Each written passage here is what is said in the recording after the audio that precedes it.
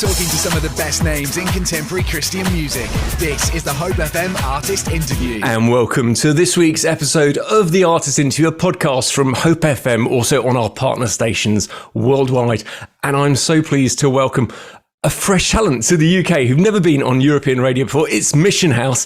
That's Jess and Taylor Leonhardt. And these guys have got some beautiful music to share with us, and we're going to hear their story. So before we meet the guys, let's play their first track, Good God.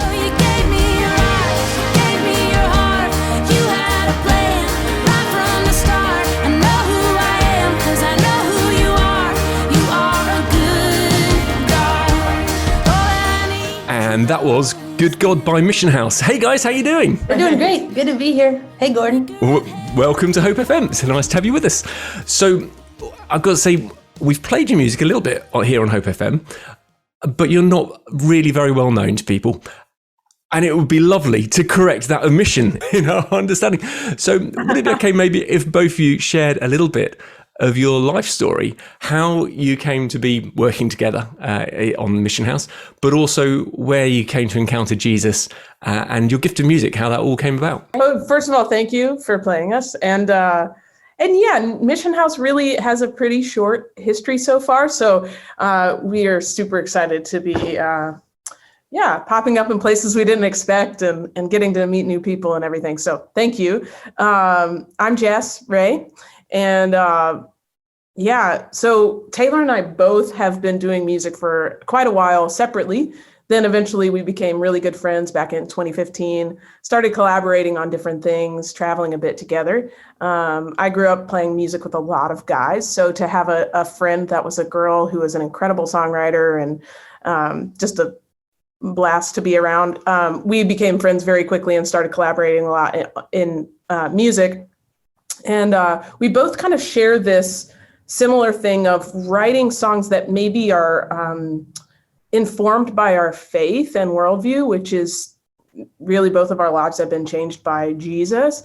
But sometimes, or more often, those songs maybe wander outside of what you might hear in church music or even sometimes on the radio. We would just kind of color more outside of the lines or be more artist, singer, songwritery.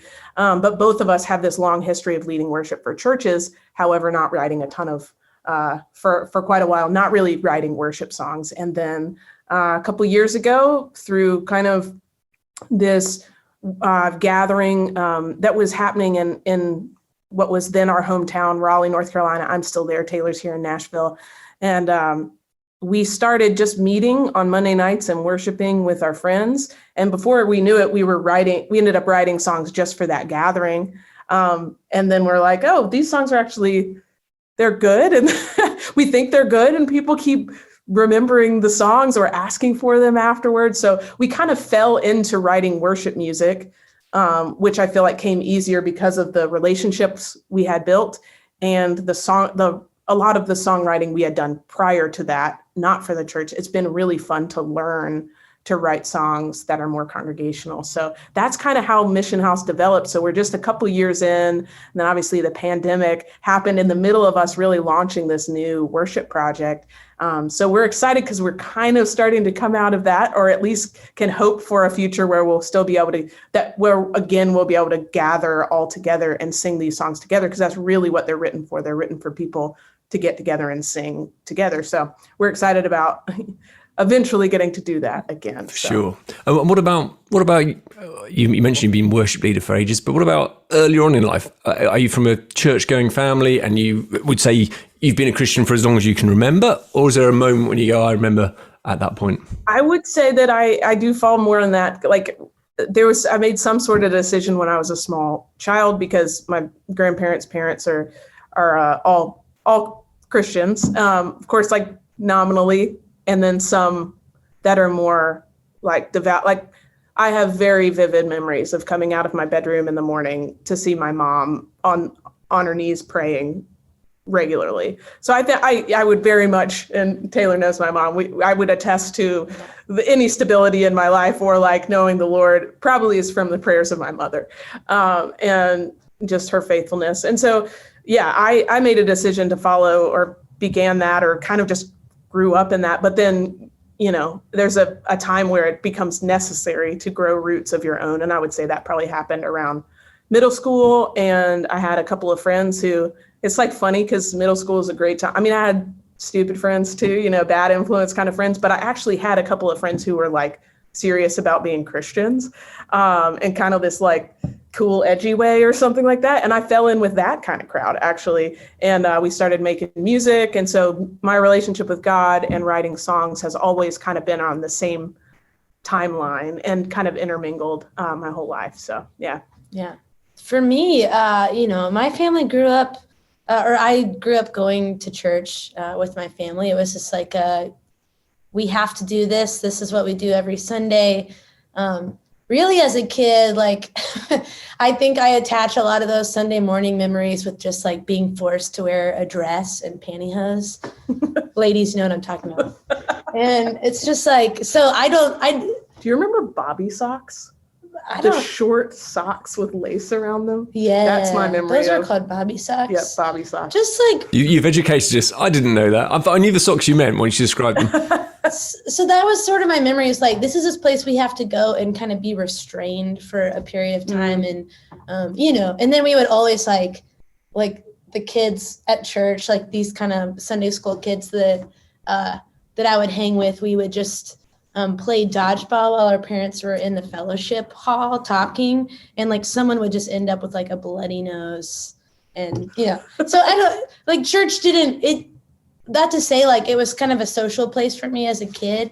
The message of the gospel had not yet, I feel like, reached my, maybe it reached my ears, but definitely not my heart. And so, man, I was a high schooler. I was probably 14 or 15 before I really heard who Jesus was. And that was through a ministry that's really popular here in the States, but I know they're abroad too, called Young Life Ministry to high school students.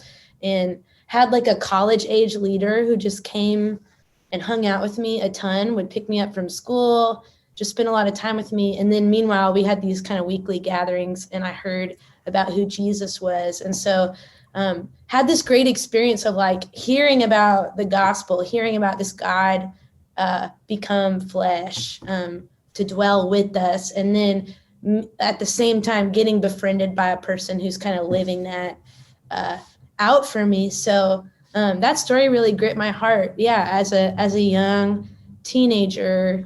And then right around the same time, I was learning guitar.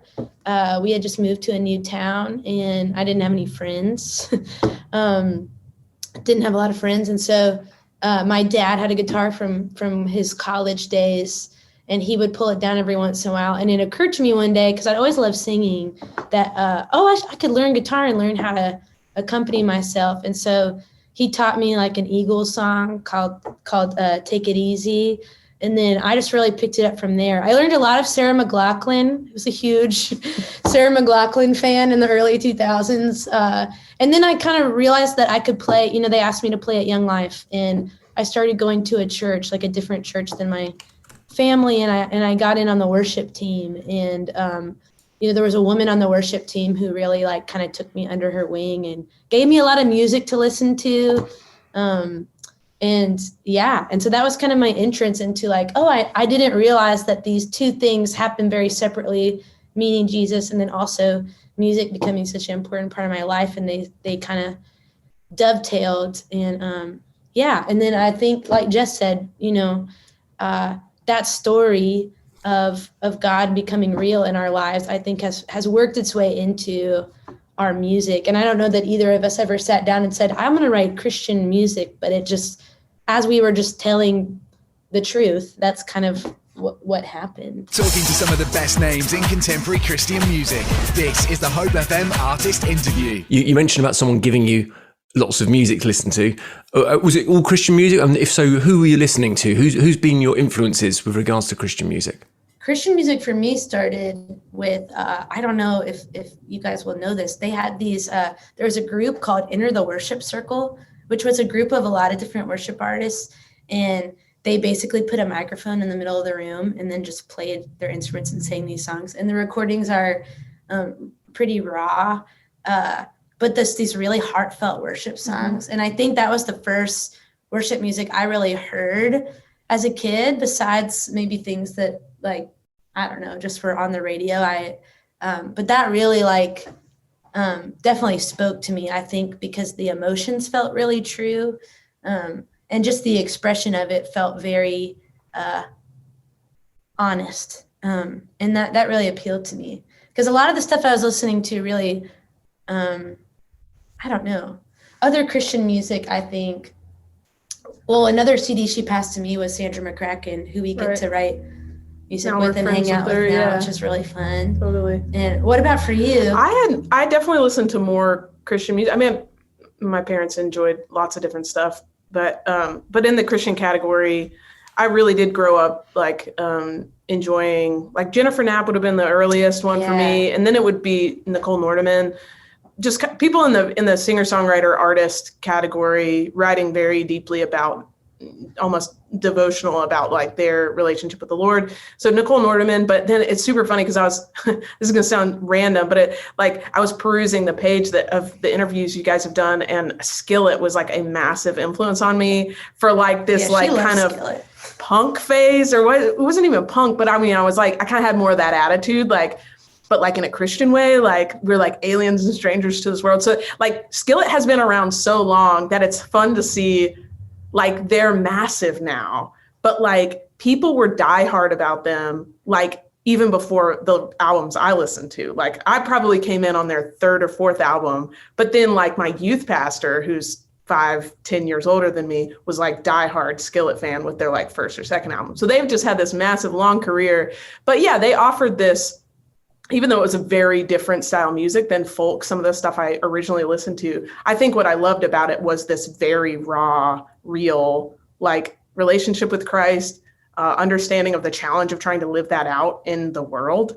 And so, yeah, I was just writing, Skillet on my shoes and my binder for school, and like was in this whole like combat boots and like really short hair and crazy necklaces kind of phase too. So yeah, Skillet. I mean, but stuff all kind of all over the place. But two artists I think too that stand out to me would be like Switchfoot and what John Foreman was doing, and then Need to Breathe.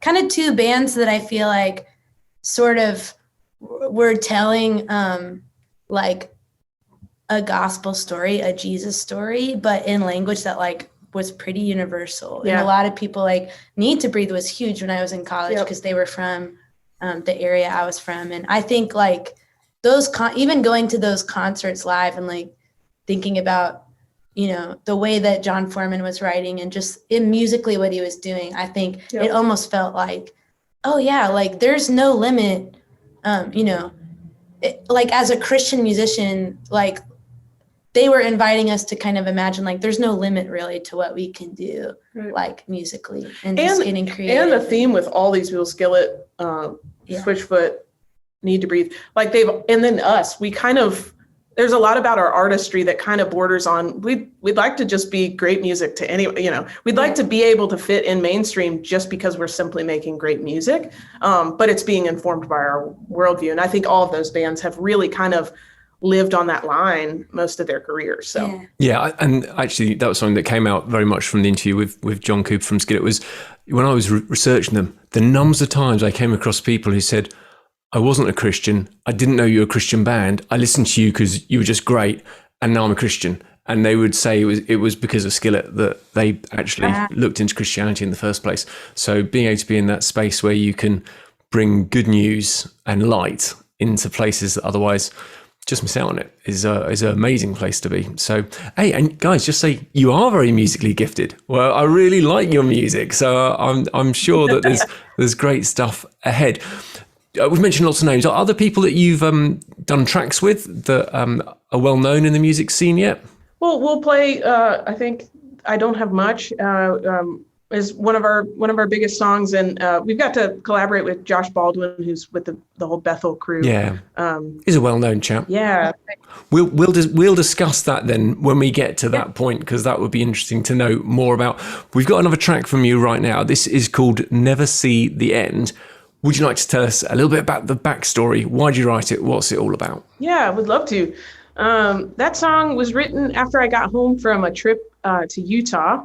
which I'm from North Carolina, so it's way over on the East Coast, and Utah, kind of the West. There's just, incredible national parks and stuff that I'd never explored. And so my mom paid for me and my brothers and our spouses to all go on this dream vacation to Utah.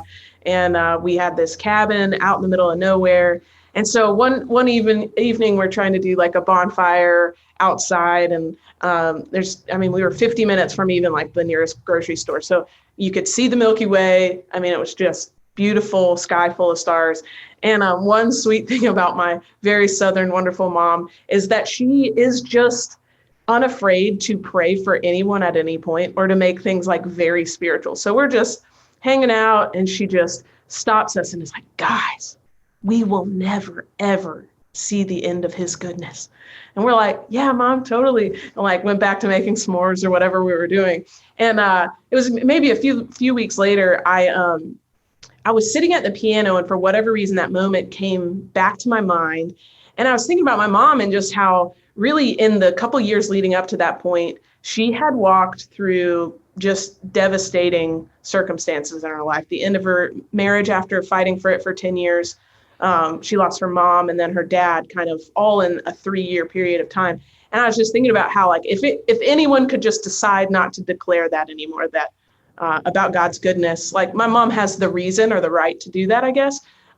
Yet here she is, like, continuing to put all her faith in God and his goodness through circumstances. So the testimony of her life is beautiful, and it's influenced me in a major way. And really, just to sum that sentiment up in a song, it's been a powerful song for us and for me personally. And so it's been exciting to share that through our band.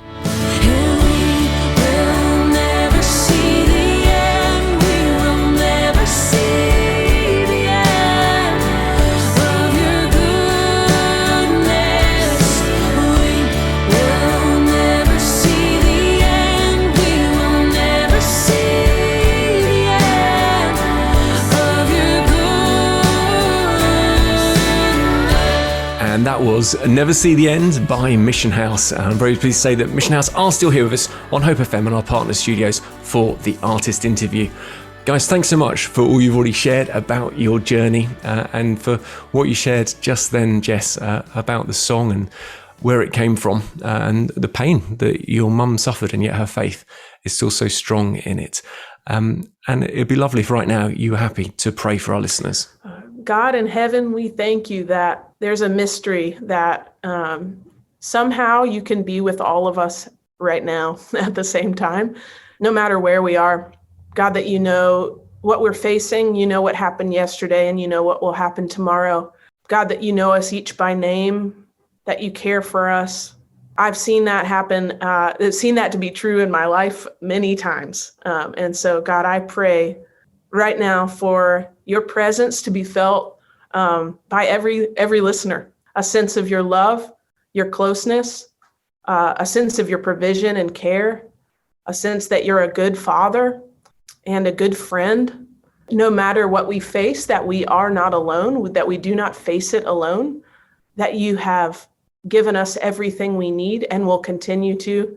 And so, Lord, I just pray, maybe even in a simple way, unexpected way, that we would see your presence, see your hand in our lives today. We love you, Lord, and ask this in your name. Amen. Amen. Amen. Amen. Thank you so much, Jess.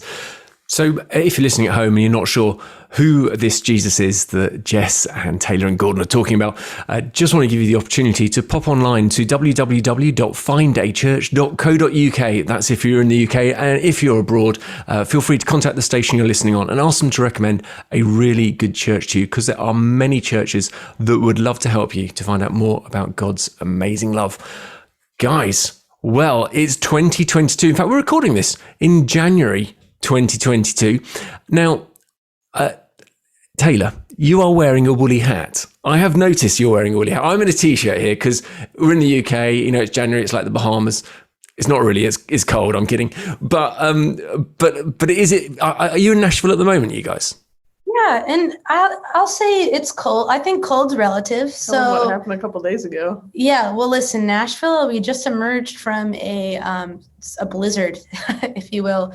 I don't know if we're calling it a blizzard, like scientists are calling it a blizzard, but I'm calling it a blizzard. There was snow on the ground. 7 inches of snow is a blizzard. There was snow on the ground. We got 7 inches of snow, shut the city down for a couple days. So we're just coming out of that. But this is cold for us. I grew up in Texas. Jess grew up in North Carolina. I live in here in Nashville now. And so still the South. If it snows at all, it's only like once a year. Yeah. And so snow is very special to us. Yeah. Does it snow there where you are, Gordon? It does snow here. Yeah. It is England. We get snow, not huge amounts. Scotland would get significantly more snow than us because they're a bit more north. Yeah. I love a woolly hat. And so I just, any opportunity really that once the temperature drops below 60, I just pop. It's a reason to not wash your hair.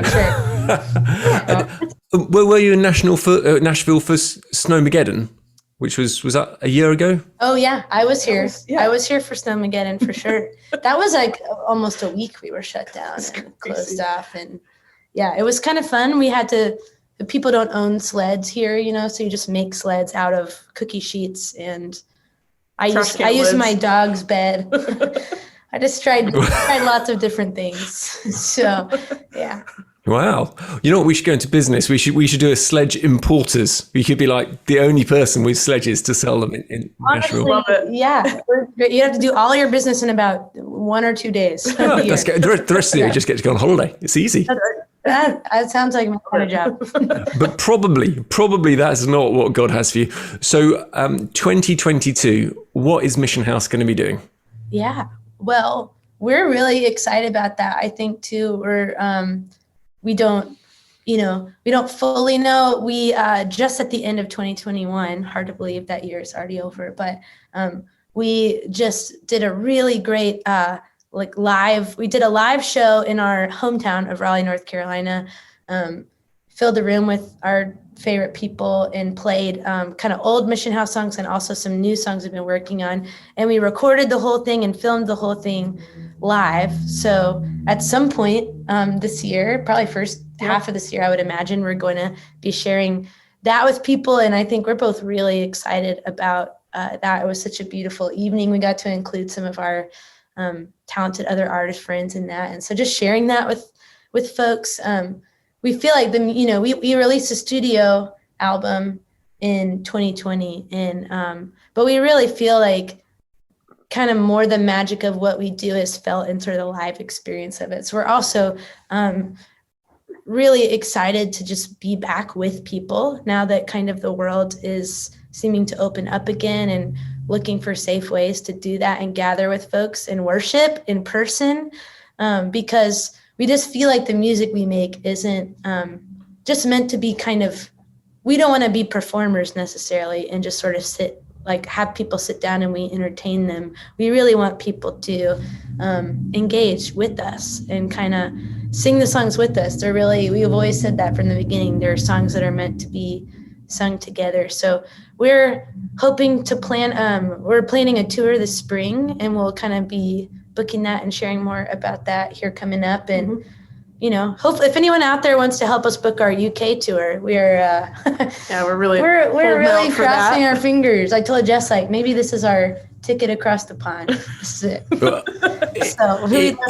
If you are wanting to come to the UK, do get in contact with us here at Hope FM, because we can definitely help sort you out at least one good South Coast venue. Okay, come on, let's do it. So, but the rest of the country, you'll have to work out for yourself, because it's too far for me to travel. We're a part of Integrity Music, and so they're half in North America and then half in the UK. So there's lots of reasons to come that way sometime. Yeah. And finally, I feel like we can dream towards that. So we don't know when it'll be, but we are hoping that.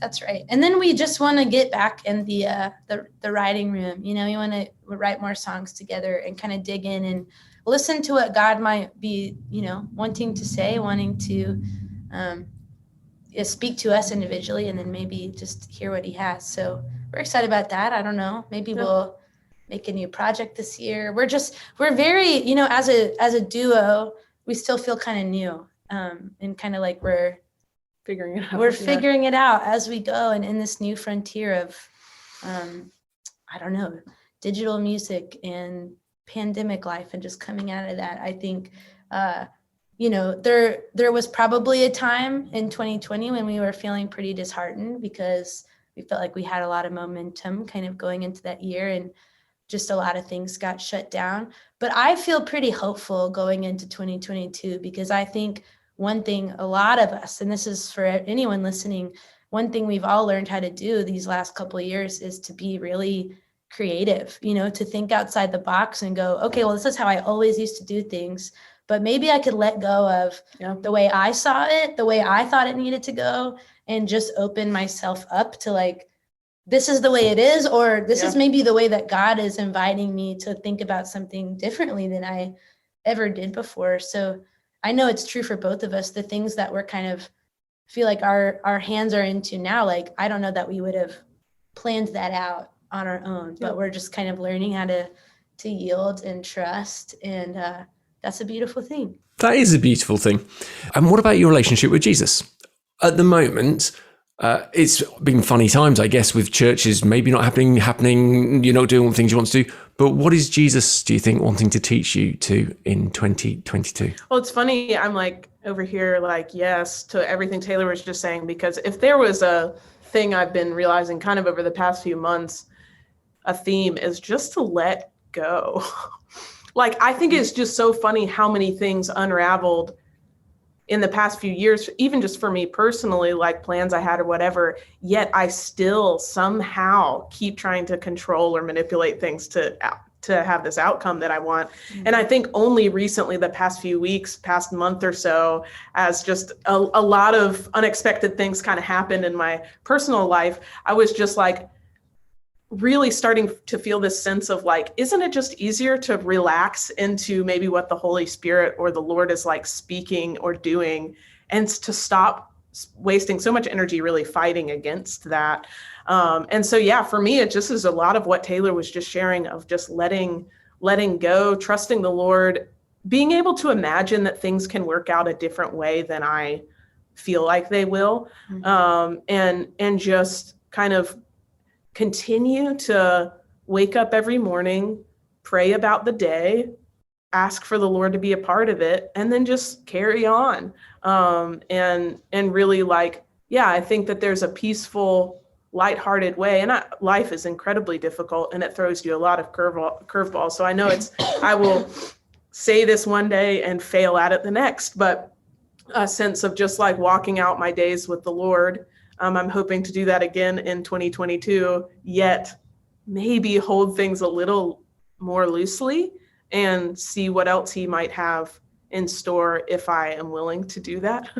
So I don't have a massive answer for that, or like we've shared, we don't have a lot of clarity on the days to come, but a lot of hope about it, and in a sense that we can dream again, because thankfully the world seems to be opening up and some doors are opening and that kind of thing. So yeah, we're hopeful. Yeah, and I think I'm relearning the friendship of God, that Jess is even talking about. Even though I've got this great bandmate, even though I really am blessed to have a pretty amazing community, I am so inclined to believe the lie that I'm kind of on my own, that like it's up to me to figure my life out, that no one else is looking out for me. And so, and just like that narrative is really, I think, has been at times destructive, in my own mind and in my heart. And I see that, in our culture, even just like that, as we become more isolated from each other, that people really believe that they're alone. And so I've just been kind of asking God to teach me again, like what it is for him to be my friend. That's kind of, we started this interview talking about where we came from. And that was how God reached my heart in the first place, was through his friendship. And I think now, I don't know, 17, 18 years later, I find myself once again in need of the friendship of God, and just in need of like, I don't know exactly what's going to happen next, but I think I just need to know that you're here. And I need to like cast my cares on you and talk to you like I would talk to a friend. And I think I forgot somewhere in my, in my young adulthood and kind of figuring things out, I forgot that God can be that he can be the person you confide in, that he's the person who holds your pain and holds your story. And no one else knows your story to the depths that God does. And so, I can't say that I'm good at that, but I feel like I'm just relearning that like a kid again, just how to talk to Jesus. And so friends like Jess really helped me to remember that, hey, we really, the truth of our lives is that we're very much not alone, that we're loved and held. And hoping to lean into that more this year. That is a cool thing to definitely, it's in fact encouragement, I suspect, to all of us, just to keep going back and re-exploring the depths that relationship goes to. Because like you said, you never see the end of God's goodness and his love for us. And so it's always more to explore in relationship with him as a friend. That's great. How long have you been in Nashville now? Well, I've lived here about a year and a half, and Jess still lives in North Carolina. So when I talk to people sometimes in Nashville, I'm surprised with that because it often seems that people know other people and all the rest of it. Have you found it quite easy to get into the Nashville scene and meet lots of people, or have you found it a difficult community to break into? Well, I think it's been honestly pretty easy. And, even though Jess doesn't live here, she very much has a community here too. And that is greatly in part thanks to our Integrity family. I mean, just the way that they've opened the door for friendship, like for us. And we've just met a lot of people at songwriting retreats, at Integrity retreats, that kind of thing, co-writes, and just found a lot of kindred-hearted people here in town. And also friends of ours, like, I don't know if you know Andrew Peterson. He's someone who's really I've been a mentor and a friend to both of us, and has lived here and established such a beautiful life and community here. So it's been a lot of people who honestly have been at this a lot longer than us and have lived here longer, and people that we have grown up listening to, or at least grown up admiring. And we're finding that those people are just kind of like looking over their shoulder, or looking behind them, and kind of holding the door open for us. So Nashville is a fun place to be. It's not the only place to be, but we certainly do love making music here and love our friends here. So that sounds cool. So great. Okay. Sometimes things don't always work out as we expect. And there's a little slot we do on the show called When Things Go Wrong, but God Puts Them Right. Have you got a story of something perhaps not going to plan, but God actually coming through? I think in a beautiful way, I experience that like all the time. Yeah. Like when I really am like learning, what's funny is I feel like I'm grasping for like, what's a really big, good story to tell you. But the beautiful thing is, I think I live in that reality all the time, that like I'm watching God come through for me in really small ways. Yeah. Always. Like, yeah. And I think I've found too, like, because I kind of heard this question, maybe this says a lot about me. I heard this question as like, how did I get it wrong, and how did God sort that out? And I think I'm just so aware of a lot of the times, I think, what's the phrase? Like sometimes I can be my own worst enemy and really stand in my own way sometimes. And I was in kind of like a time of conflict with a friend, and she had just kind of let me know some ways that I had let her down, and I really had, like, kind of wronged my friend. And I think I look at that experience as like, it was really difficult to kind of face some of these things about my own heart in some ways that maybe I needed to learn how to love better.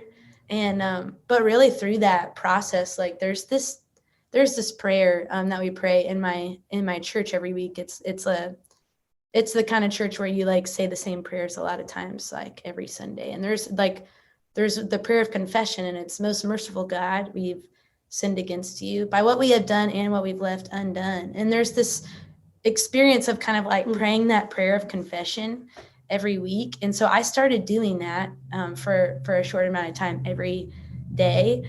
And I think what I found in that experience, and what I found really in all my human relationships, I think if you're really, I don't know, when you're living amongst people, you'll find this, but it's like the only way to experience one of the most beautiful things in this world, which is the experience of being forgiven, is to like be willing to own your stuff and to say, I'm sorry, but kind of without that sort of step of like looking at your life honestly. I feel like we just miss out. We miss out on what God really wants to give us, which is the experience of knowing that we're forgiven and loved, and, constantly being like brought into good, that he uses all those things, whether it's like things outside of our control or the ways that we mess up, our own lives. He uses all those things for our good, which is a wild. That is a very good, true thing. And God, you're right. He's using all things to good for those that love him. Out of interest, what sort of church do you go to? Well, I go to, it's a Methodist church, United Methodist Church. So, and for a long time, I was at an Anglican church too. So both of those churches, the expression was more, and I guess one word for it is like liturgical. So just a lot of call and response kind of prayers. And there's a lot of rhythm in it and kind of things you learn how to say. And I don't know, as a kid in the vineyard, I kind of like the first church I went to on my own was a vineyard church, and it was very like free flowing and all that. And that was super fun. The music was great.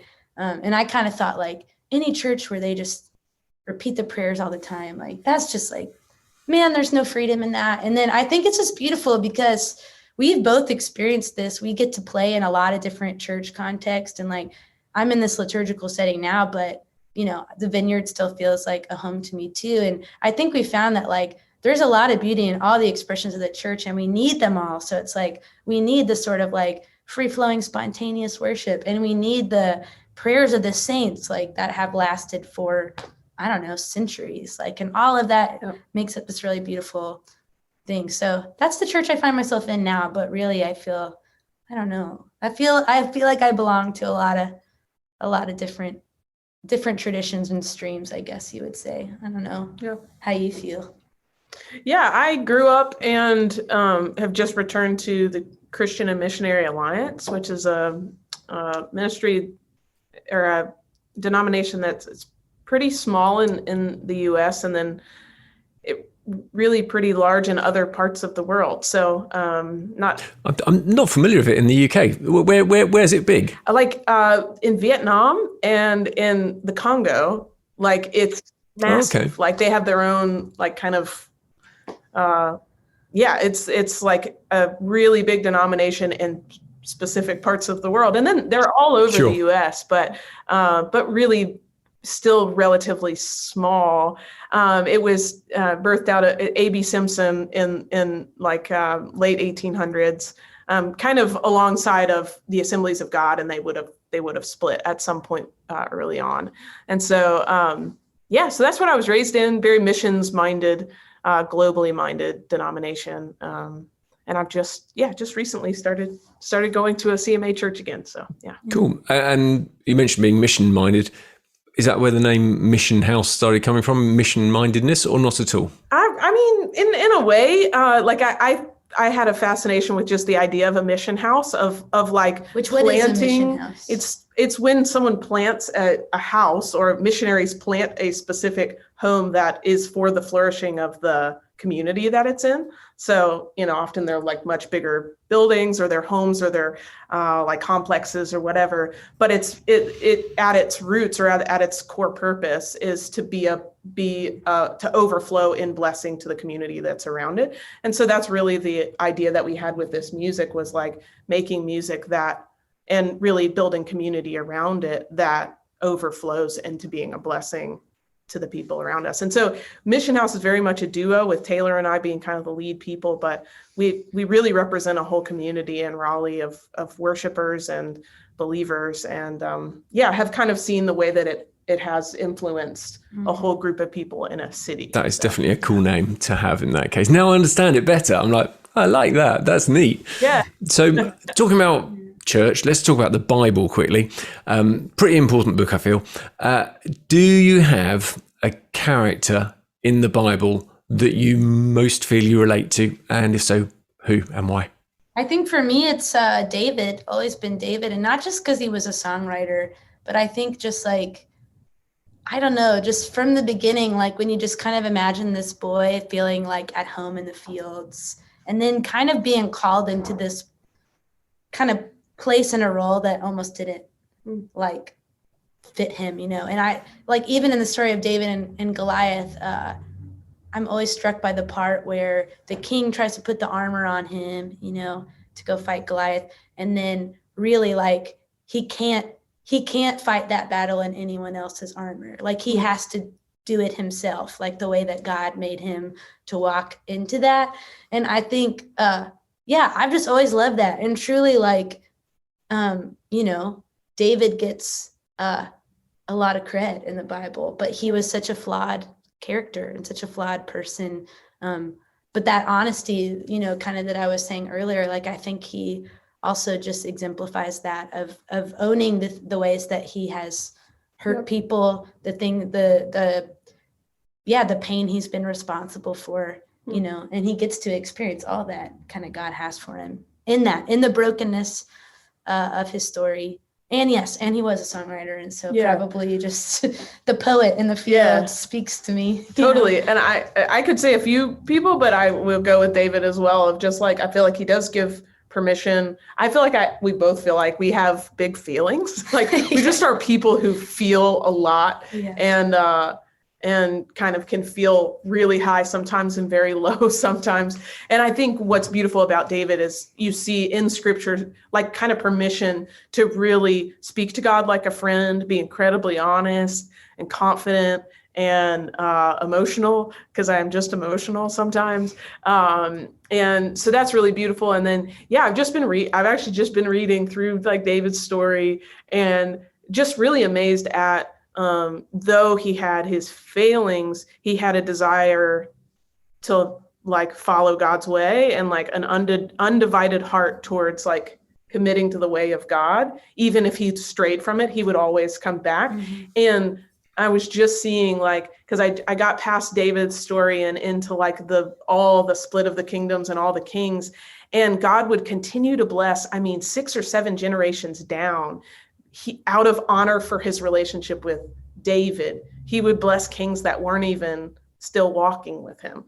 So even just the idea that our commitment to following the way of God could like affect generations upon generations because God like commits to someone that strongly, like that was really beautiful to me. So I would say David as well. That is a lovely reason for having picked him as well.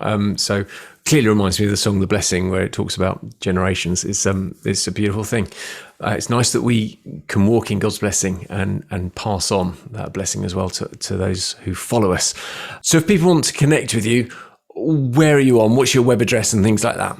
You can go to wearemissionhouse.com to get, to everything else. But we will say that we are most active on Instagram at this point. So we'd love for you to find us there if you're on Instagram. And then any platform you listen to music, you're going to find us there under Mission House. Yeah, including YouTube. We have been working on that YouTube channel. So that's a cool way to like not just listen, but watch our videos. See us too. Yeah. Great. Okay. So we've got one more track to play from you guys. It's called Don't Have Much. So who'd like to tell us about that track?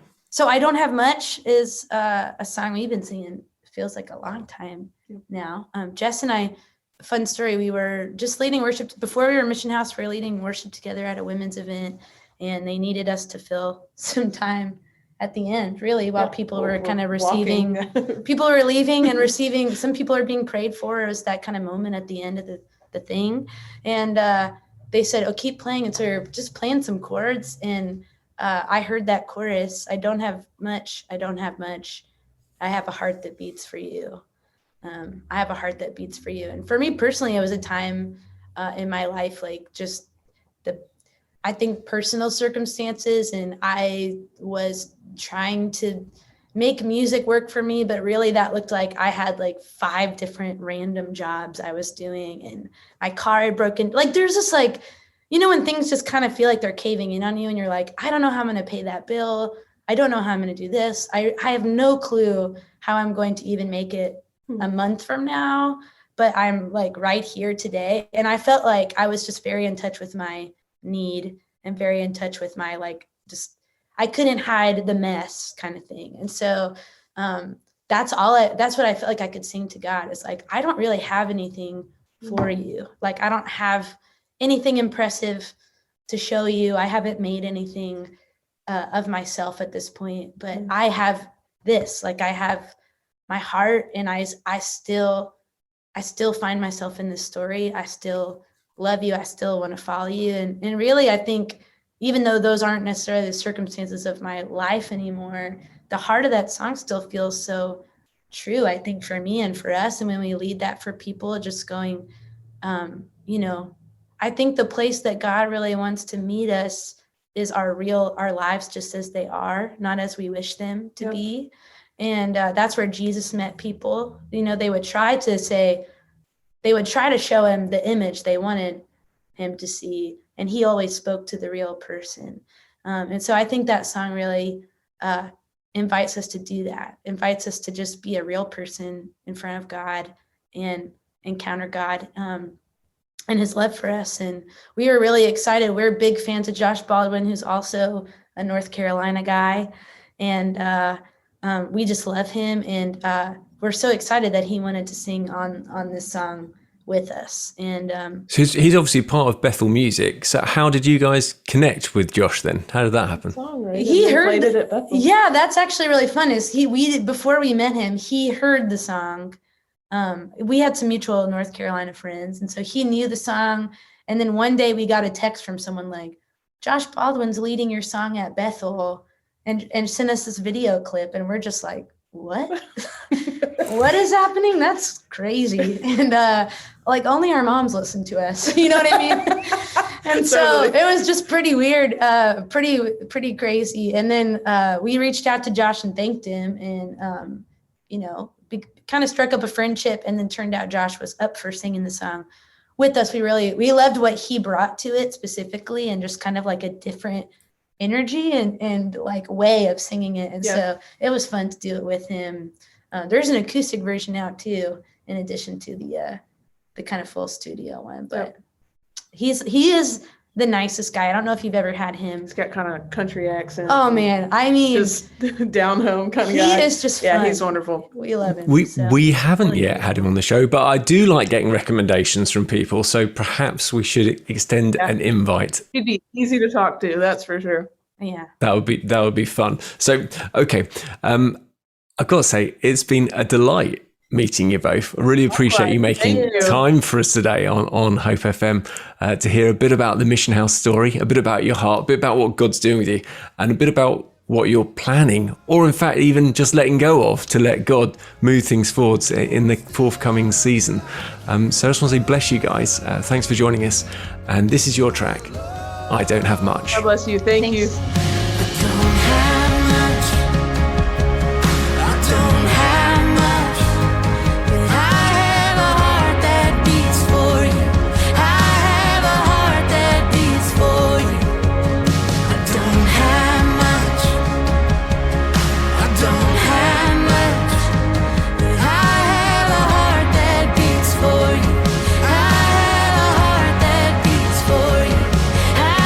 And that was I Don't Have Much by Mission House. And thanks so much to Jess Ray and Taylor Leonhardt for joining us today for the artist interview. And there are many other artists and great stories for you to listen to. You can just pop onto your favourite podcast platform and search up the artist interview, and just whatever God is doing in your life and whatever your life is looking like right now, just encourage you to grab hold of what Jess was talking about there with regards to holding things loosely, and don't grip hold of the things that are the stresses, but lay them down before God and let them come and impact your life more and more. Talking to some of the best names in contemporary Christian music. This is the Hope FM Artist Interview.